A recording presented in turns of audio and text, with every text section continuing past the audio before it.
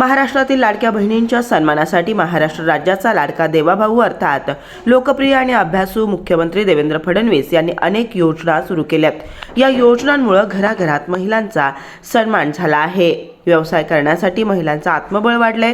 महाराष्ट्र शासनाच्या कितीतरी योजना महिलांच्या सबलीकरणासाठी आहेत। त्यामुळे महिला भगिनींच्या सन्मानासाठीच प्रत्येक पुरुषानं आणि घराघरातील माता भगिनींनी भारतीय जनता पार्टीच्या पाठीशी भक्कमपणे उभं राहिलं पाहिजे, असं प्रतिपादन कामती पंचायत समिती गणाच्या उमेदवार कोमलताई अवताडे यांनी केलंय।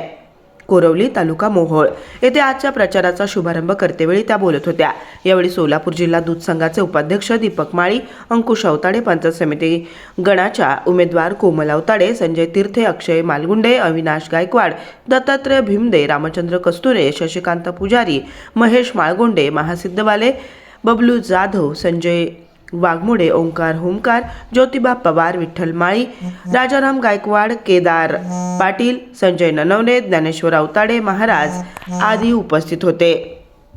यावेळी बोलताना कोमल अवताडे म्हणाल्या की कामती गणात महिला उमेदवार आहेत। यावरून एक लक्षात येतं की भाजपा महिलांचा नेहमीच सन्मान करतं।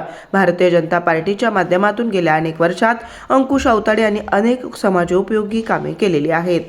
शासनाच्या सर्व योजना तळागाळात पोहोचवल्यात। सोलापूर जिल्ह्याला जयकुमार गोरे यांच्यासारखे कणखर नेतृत्व लाभले।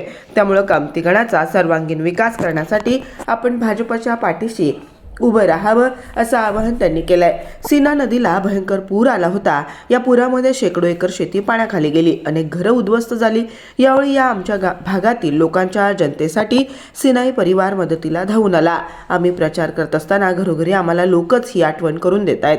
त्यामुळे कामती गणातील जनता भाजपच्या पाठीशी नक्की उभी राहील, असं वक्तव्य कामती पंचायत समिती गणाचे उमेदवार कोमलताई अवताडे यांनी केलं आहे।